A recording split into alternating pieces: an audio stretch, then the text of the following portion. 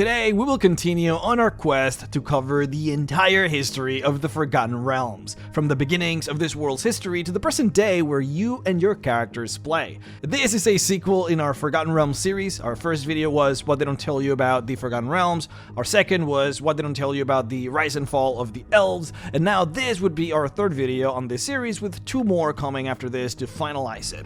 We will go from the very beginning all the way until the end, covering all of the major plot points of the history of the Forgotten Realms, all the way, again, to the present day. The calendar that we're using to run through the timeline is called the Dale Reckoning, or DR for short. This would be the main timekeeping mechanism of 5th edition and one of the most important calendars in the Forgotten Realms. Currently, as we stand, the present day is around 1492 DR. Our story started in the age called the Days of Thunder at minus 35,000 DR, when the Ice Age of the planet ended and the creator races sprawled forth from the newly formed verdant fields. These creator races fought each other viciously, using the powers of gods and primordials to tilt war in their favor. However, such divine meddling left the world devastated as a massive meteorite was lobbed onto the planet, leaving the world forever changed. We talked about the dragons and the giants that followed after that world-ending cataclysm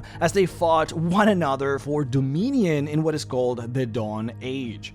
The giants were left devastated and crippled in their kingdoms in the north, while the dragons were magically cursed by a new group of creatures that spawned from magically created portals. The elves had entered the planet thanks to fake creatures who seeked for ways to damage the mighty dragons. Using overwhelming magic and convoking power never before seen, the dragons were cursed to madness, forced to eat their own young, to fight their friends, to destroy their cities, and forevermore never hold true sizable gatherings ever again. The spreading of the elves into the world ushered the age called the First Flowering, which ended when war ensued between the divergent elvish kingdoms in the age that we now call the Crown Wars. Today, we shall cover what happened after these Crown Wars, as the powerful elvish kingdoms lose control over their territories and other humanoids begin to build their very own civilizations in the age called the Founding Time.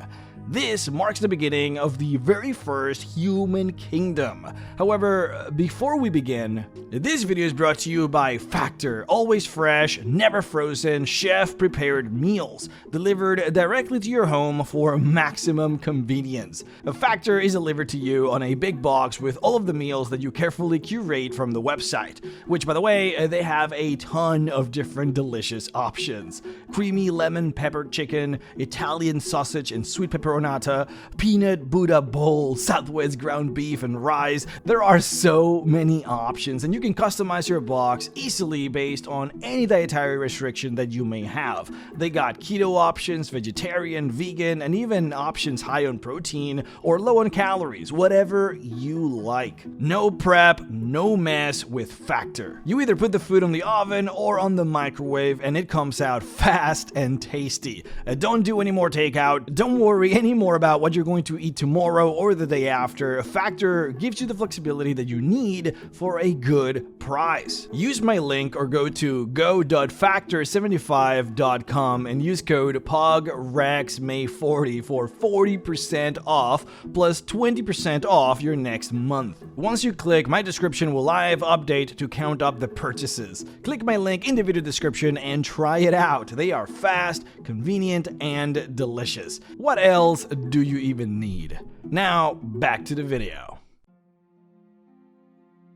Most of the elvish kingdoms laid destroyed after the Great Crown Wars, mere mockeries of the great power they once held, but none more so than the Empire of the Illithir, as Corellon's curse spread through the dark elven communities scattered across the globe. Every single dark elf was forced to abandon the sun-filled lands up above and instead escape into the dark-filled caverns of the Underdark. It only took 2 months and all of the Illithir cities were abandoned. Not a single dark elven soul was left up above. This unbelievably large migration of creatures ended up creating one of the biggest shakeups in the world's history. See, the Empire of the Illithir laid in a large area that we call the Shar, but under underneath the Shar was an entirely different group. A group that had laid unbothered, unmolested for thousands of years.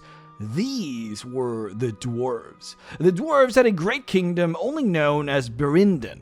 Now, not much is known about this particular kingdom, but it is believed to have been their very first racial kingdom, and it sprawled quite far, stretching for most of the Shar. Now, the reason why we don't know much about this place, or why there's really no history left of these individual dwarves, will become apparent soon. See, this is the tragic reality of the circumstances that followed from the descent of the Drow. The now cursed Dark Elves, known now as the Drow, had to go into the Underdark, as the powerful curse inflicted upon them made the sun painful to them. But right underneath them were the dwarves, who now were being surrounded by running Dark Elves from the north, south, east, and west. And you must also understand, these Drow, even though they were cursed, they were still basically the most powerful empire on the planet at the time.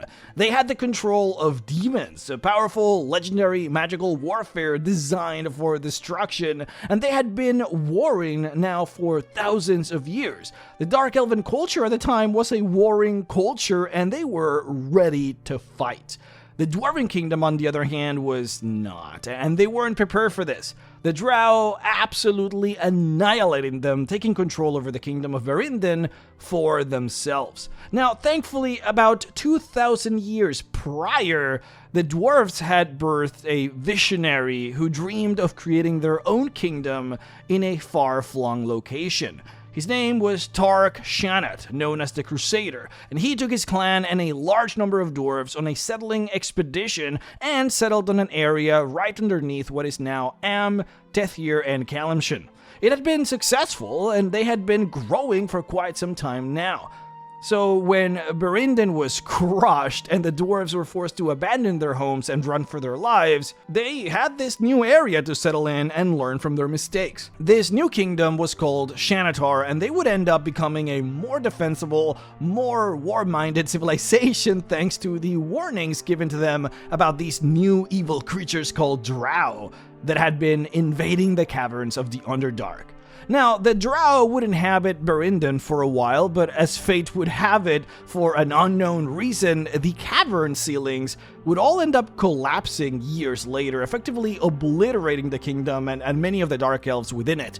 And with that, considerably weakening the power of the Dark Elves and also deleting the much beloved capital city of the Dwarves to be forgotten forevermore. Now, the Dwarves would come back later and resettle it and attempt to restore its former glory, but it would never reach the full size that it would have had in the past. Now, the Dwarves that were originally from the city and would come back to restore it would be known as the Gold Dwarves, and they still live there to this day. In fact, I believe this would be the biggest concentration of pure dwarves in the Forgotten Realms today. They live in what is now known as the Great Rift, with cities both above ground and underground. Now, you should know, when the dwarves lost Berindon originally, not everyone went to Shanatar.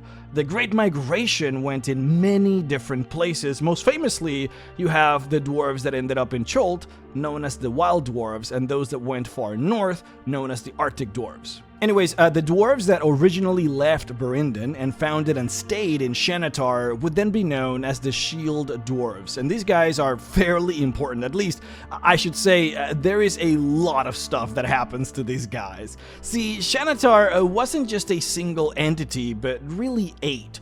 The 8 sons of Tark Shanatar each developed their own kingdom, each following the tenets of one particular dwarvish deity, so the ideologies of each kingdom sometimes conflicted with those of others, which ended up causing infighting among the dwarves of Shanatar. The first such civil war was called the Spawn Wars. It had seemed that a group of creatures that was found near where Shanatar was formed was a group of monsters called the Deep Spawn. These bizarre creatures, when they ate a person, they could birth a perfect replica of the person they ate. As the creatures were tamed and controlled by the dwarves, they started infighting by using replicas of one another in essentially what ended up forming something of a Clone Wars. Quote, "Today I slew my twin brothers 7 times and nearly died 4 times at the hands of my twins. What kind of war is this that we replicate ourselves time and again, only to waste our own lives on axe blades dulled by endless intermissine fighting? Which one of us represents the hopes and dreams of our shared parents? Is it truly death if I am reborn time and again? Am I more worthy of living, or is my twin? Might we not ally ourselves, despond against the firsts, who recline on golden thrones, stirring themselves only to order us into fratricide? Could we not reunite our lifeblood in some way, other than slowly expiring together on some nameless cavern floor? Who are our gods? Have the Morning Semen truly abandoned us, that they allow brother to slay brother in their name?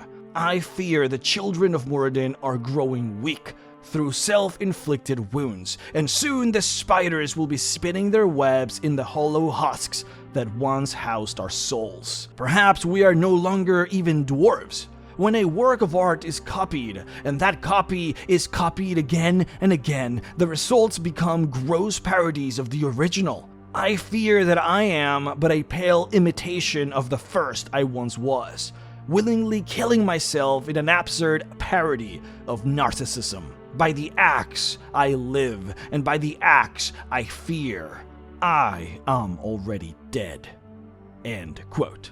The Spawn Wars would end thanks to a Drow invasion, which forced the Drow kingdoms to unite in order to fight. These were then called the Spider Wars, which went back and forth throughout the course of 3 wars that ended in something of a stalemate. Later, the powerful Mind Flayer city of Orendal would start a war with the Dwarves as well, in what would become the Mind Stalker Wars, or the War of Cloven Thoughts, as it was known to the Mind Flayers.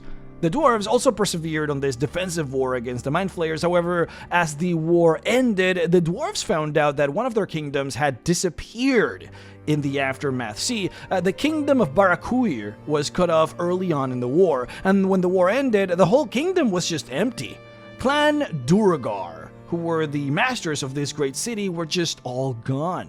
The Mind Flayers had taken them, and throughout the next thousands of years, they experimented on them, abused them, and performed macabre breeding programs on them to change them to suit their needs. Those dwarves would end up becoming the Deep Dwarves, also known to everyone else as the Duragar. These dwarves had been changed, and were now very different. Their joy had been eliminated, their sense of pride removed. It would take the Duragar 4,000 years to escape enslavement, eventually succeeding and building their own cities and civilization, though a civilization opposed to the rest of Dwarven kind, because there was a deep-seated hatred and resentment that would be formed by the Duragar, feeling that the other dwarves had abandoned them to torture and aberratic service. They would become one of the greatest enemies of Dwarven kind in the world. The kingdom of Xanatar, however, would grow quite drastically, eventually even expanding above ground in the areas of Amn and Tethir, then creating sub-kingdoms far and wide, all scattered across Faerun, specifically around the areas of the north. These sub-kingdoms would not be directly connected to Xanatar, but were more efforts by the Dwarvish kings to expand Dwarvish influence as far as they could reach, though most of these kingdoms would end up destroyed over time or conquered by other civilizations. Some notable examples are the Delsone Empire, which formed all across the north. Basically, all of the different Dwarven cities and forts found on the Silver Marches and around these areas here are remnants of the powerful Old Kingdom, including, of course, the famous Mithril Hall. The kingdom inevitably fell to Orcs of the Mountains and, of course, a mysterious group of creatures, which we will talk about later. Other examples of Dwarvish kingdoms that came out of Xanatar were the Basilmer in the area known today as the Desert Valley, Ogrim in the Fields of Tom, and then Amarindar in the Grey Peak Mountains, with Amarindar being one of the longest lasting ones, passing by relatively unscathed throughout this age and on to the next. Now, everything that I have talked about on this video so far is but only one of the many civilizations that sprawled out during this age. The founding time, also known as the Age of the Proud Peoples, spanned minus 9,000 DR all the way to minus 3,000 DR, and there's a lot of stuff that happened happens, but also stuff that happens scattered all throughout the map at different intervals within this timeline. The story of the dwarves is, of course, fairly important overall, at least at a high level. Delving any deeper than this is probably unnecessary for the purposes of this video series, but yeah, I will be jumping back and forth within the timeline a bit, just so that I can cover topics from start to finish, without having to jump around too much. Overall though, here on the screen is the rough timeline of some of the things that I have talked about already, about the Dwarvish Ascension, so that you can see how they changed throughout the years. We're told that the height of Dwarven power in the Forgotten Realms was at the year minus 5,600 DR, where they were the biggest and most powerful, or rather, that was where they were at their biggest before they started to decline. Now, something did happen to the main Manatees Empire, but we will touch on it in a bit. For now, let's move across the globe, far to the east, through the Lake of Steam and through the Shar, until we arrive to the very edge of the continent of Faerun. Further, we will go back in time a bit to the beginning of the founding time. The year would be minus 8,350 DR, and the humans of the Roaring Plateau have just discovered agriculture, or better put, they have stopped being hunter-gatherer tribes and have begun to create permanent settlements. This is the beginning of what will become the Imiskari Empire, or the very first human empire in the Forgotten Realms. The empire will last until minus 2,488 DR, so almost 6,000 years, and the empire at its height would span from the Great Ice Sea to the Golden Water, and from the Elamber Sea to the Katakoro Plateau in Karatur, only to be destroyed in, oh man, the coolest way possible.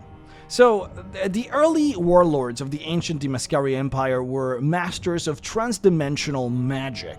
How exactly they became so good at it is quite unknown. However, there are a lot of allusions that they had either uncovered or had been guided by Batrachi technology. If you remember, the Batrachi were the second empire to have ever risen in this world back in the days of Thunder at the beginning of time on this planet, and they were particularly known for summoning ancient primordials onto the world. Some of that technology must have found their way to the Imiskari, who used it to great effect. The reason they managed to spread so far and create such a vast empire so fast was thanks to, one, the Dark Elves of the Shar being no more, so they basically had nothing to fear from this entire section of the world, and two, they created powerful gates that would allow entire armies to pass through from one side of the empire onto the other, something that even to this day is incredibly difficult to do. And of course, those gates were, in particular, Batrachi technology. Now, after reaching its height, however, a series of misfortunes would befall the empire. About 2,000 years into the empire's growth, a massive and sudden Krakensua attack would destroy the capital city, splintering the empire into two major regions, Upper Imiskari and Lower Imiskari. And then, 2,000 years later, quote, in minus 4,370 DR, a devastating plague racked Lower Imiskar, beginning the period of Shartra, which means darkness in the Imiskari tongue. Ailing citizens flocked to temples throughout the empire, but their priests could not cure the plague. Even more mysteriously, a blight killed most of the empire's crops, bringing famine to the few who had survived the plague. The impact of this so-called silent death was catastrophic. Even the most lightly affected areas, 15 to 20% of the population died. Impoverished and isolated, Lower Imiskar survived the following decade only because of the weakness and misfortunes of its enemies. In their bitterness, the people turned against their gods, and most priests were slain or driven into exile. Though the Silent Death did spread north into the region known today as the Endless Wastes, Upper Imiskar remained safe and untouched. End quote. This is where things get crazy. So, the current Lord Artificer, which was the term given to the magical ruler of Imiskar, devised a plan to create two new Bukhara spires. Those were the famous teleportation gates of the empire. Except that instead of connecting two locations within the empire, they would connect this world with another. They went and opened up these portals to Earth. Yes, literally. Planet Earth. But then it gets pretty dark. So they did this to kidnap tens of thousands of people from the planet Earth in order to enslave them here in the Imiskari Empire. And specifically, they chose planet Earth because they saw that the art, which is the term that we use for magic, was not known on the planet, which meant that Earth was basically defenseless. I say basically because in this multiverse, gods are of course very much real and very much powerful, including the gods from Earth. And so, as the Imiskari kidnapped and enslaved humans from Earth, they would then quickly close those portals and create dimensional barriers to prevent the gods from these people that were enslaving to follow them. Now, the people kidnapped were both Egyptian and Mesopotamian, though they would eventually intermarry with the peoples of Imiskar to form their own unique ethnicity. In any case, the slave labor brought in unprecedented prosperity to the kingdom, allowing both Lower and Upper Imiskar to unite again. It is at this time, at around minus 4,000 to minus 3,000 DR, when the Shadow Plane would be discovered by one of the two best artificers of the Empire, Madriok, who would go on to use it for evil, only to be stopped by the other powerful archwizard, Hilither, who by then was a hero and one of the most powerful wizards in the world. So then, how does this thriving empire suddenly end? Well, the freaking Egyptian and Sumerian gods show up. It had taken the avatars thousands of years of traveling through the multiverse before they finally arrived here on this planet, and they were pissed. All this time, the violent abuse and torture of the Egyptian and Sumerian people had not gone unnoticed. They had been praying for hundreds of years for salvation from this torment, and one of the greatest slave rebellions was about to unfold. Quote, the Imiskar civilization came to a violent end in minus 2,488 DR. Unbeknownst to the Imiskari, the gods of the Mulan had finally heard their people's prayers. Bypassing the Great Planner seals, these gods sent powerful avatars of themselves through the empty void of space to Toril. Upon their arrival on the peaks of Tela Shan, these powers quickly descended into the Roaring Plateau, building an army and fomenting rebellion as they passed. Within 10 days, most of the Empire's major cities had been sacked. The final confrontation occurred on the palace steps of Inupris between Lord Artificer Yuvarach and the Mulan god Horus, who emerged victorious. End quote. There is, of course, much more that happens after this with the people now known as the Mulan, which were the new ethnicity that I mentioned that was formed. But remember, this video only covers the founding time, and technically the founding time ends at minus 3,000 DR, but I went a bit further for you guys there to at least finish that story. It does get even crazier though. Oh, and right before the fall, the great archwizard Hilither would escape the wrath of the deities by hiding in a secret stronghold in the mountains and entering temporal stasis. He, of course, later on becomes Halaster Blackcloak, the creator of Undermountain, the greatest dungeon in the world right underneath Waterdeep. And of course, an important character in this adventure, though I suppose that is a story for another day. But anyways, ancient Imiskari was the first, though it certainly would not be the last of the great ancient human civilizations. A group of humans would settle on the southern shores of the Sea of Fallen Stars by around minus 5,800 DR, led by a powerful psionic warrior known as Hram. He would settle this city, and from it, a burgeoning civilization would eventually sprout known as Yamdath, which would cover a fairly distant area from the north side of the Lake of Steam all the way to about what is now the Condlewood. This was a fairly powerful psionic civilization, though its role in history wasn't quite as important, other than the fact that they basically curtailed the expansion of another humanoid civilization rising from the west. Which moves us over here. See, in the area now known as Kalimshan, Thethir, and Am, lots of stuff happens. We already talked about the Dwarven Empire of Xanatar that grew tremendously from down below, but to catch you up on other events, in here, If you remember, there was one of those ancient elvish empires, one that was called Keltormir, who had stayed neutral in the Great Crown Wars. Well, the dragons, who had been completely decimated by the elves, finally took revenge, at least the ones on this region.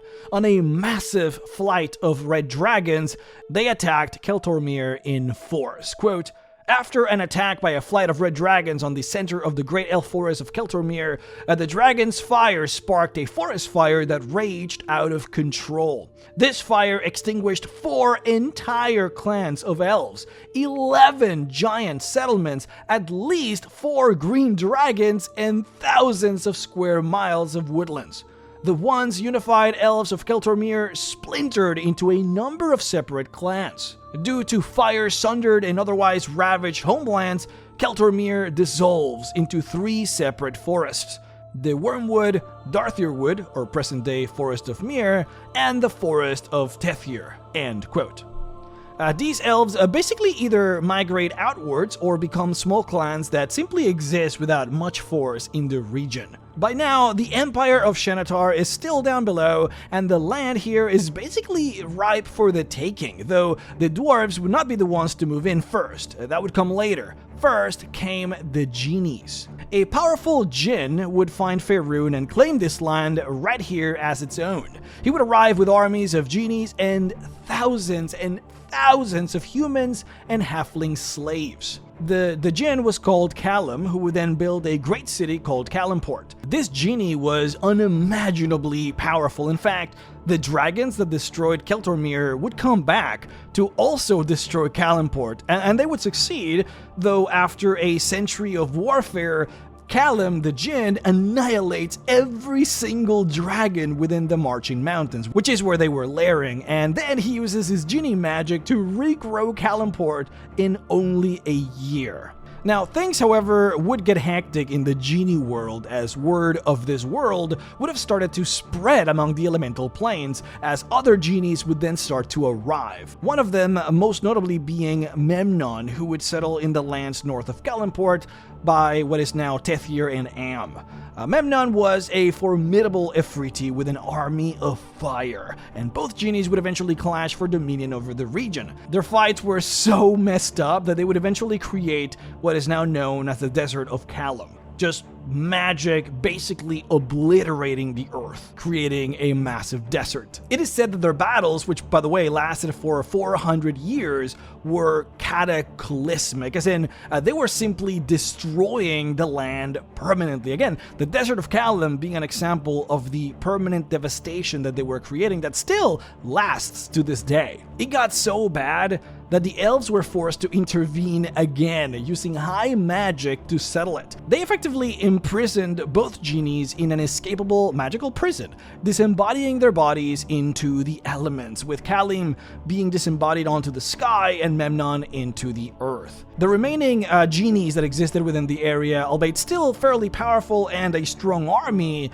they were then further defeated by an alliance of the dwarves of Xanatar down below, which, remember, they were incredibly strong at the time, and the freed human slaves that escaped amidst the chaos of Callum and Memnon being imprisoned. The alliance persevered and all of the genies were defeated, though this friendship between the escaped humans and the dwarves would not last long. The humans would take control over the lands south of the Marching Mountains, while Xanatar would take control of the lands north. An unfortunate incident, however, would spiral between the two, the humans and the dwarves, a few thousand years later, as human tomb robbers would be killed trying to enter dwarven sacred tombs. The unfortunate part, though, was that one of those tomb robbers happened to be the heir to the throne of the now human Kalimshan. The political ramifications were unavoidable, and the Dwarven Kingdom of Xanatar and the human kingdom of Kalimshan then were forced to basically go to war. This war would last 3,000 years, so it was a fairly slow-moving war, at least by human standards. In fact, it's It's crazy just how long this war lasted, especially so as the dwarves in High Shinatar were also fighting a massive war with giants all across their holdings, which allowed the humans to gain a lot of ground. It all ultimately ended in a decisive battle at around minus 2,600 DR, when the last dwarves of Upper Shinatar would fall to the might of Kalimshan, which would force the dwarves to then seal the last remaining tunnels leading to Deep Shinatar, where the bulk of their empire was located. Kalimshan also had aspirations to expand further onto the east, but they had been stopped again by the Psionic Empire of Yamdath, which would keep them at bay. And that's basically that. The Founding Time, as the name implies, was a moment in the history of the Forgotten Realms where many different empires and kingdoms would be formed, all thanks to the elves losing control over many parts of the world. The elves, of course, were still very strong, but severely weakened from their warring and mostly collected onto the northern sections of Faerun. The Elven Court, which was the location where the Elvish gods convened to figure out what to do about the Crown Wars, had become the center of Elvish civilization in the area that we now call Cormanthor, with other Elvish kingdoms again still looking pretty strong, such as the Kingdom of Ilifarn in the Sword Coast and Irland in the north of the High Forest. We also had the famous city of Everesca that was formed in secret and hidden, which became a powerful congregation of Elvish power in the region. Most of the elves during the Founding Time were basically focused on fighting orcs that would come down from the mountains sporadically throughout the era, including many powerful warbands from the spine of the world. This time epoch is also characterized by the rise of the dwarves and their dominion and expansion over many of the lands in the world, until the end of the era, by which time their empire enters into stagnancy and decay. It is also characterized by the beginning of the rise of humans, with Imiskari splintering into what will become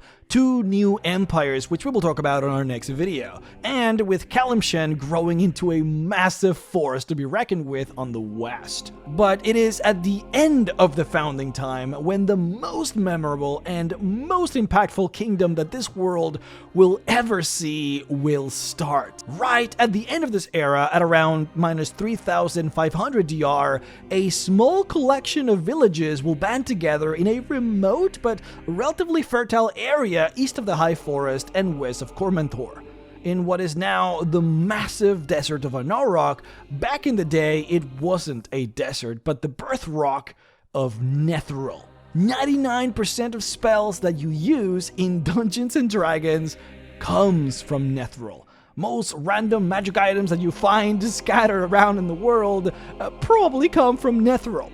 The reason the goddess of magic banned the use of spells higher than 9th level was because of Netheril. This very small collection of villages will radically shift the world order and enter us into the Age of Humanity, which spans from minus 3,000 DR to 1,000 DR. So on our next video, we will cover how humans effectively begin just dominating the world. We will cover not only Netheril, the Empire of Magic, but also what happens after the Egyptian and Sumerian gods destroy ancient Imiskar. We will cover how humans and elves settle their differences, and also we will touch on what happens when we finally reach Year Zero, when the Dale Reckoning calendar finally starts. All that and more on our next episode.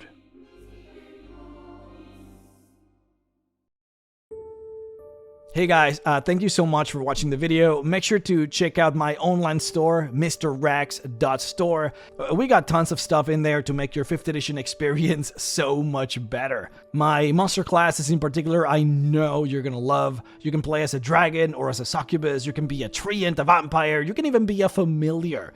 These function as both your race and your class, so you pick dragon as your race and then you gain levels in dragon, letting you do all of the cool things that dragons can do in 5th edition. You get your powerful breath weapon, you gain legendary attacks, and even legendary resistances. Of course, I made sure that it was all very much balanced with 5th edition. The ogre can use anything as an improvised weapon, so you can even use a dead goblin as a club. The familiar is a pure support class where you can empower the players that you make your bond with. The Treant is a really cool melee-based druid, which we just didn't have in 5th edition. The Ghost can go through walls and curse their enemies with powerful debuff effects. We got over 9 different fully made monster classes, and more are coming. I am so close to releasing my monster classes 4 with the Mind Flayers, Beholders, and the UNT, and they are so good. MrRex.store, please guys, check it out, give it a look. It supports the channel and allows me to keep making this content for you guys. So thank you all so very much, and I will see you all next time.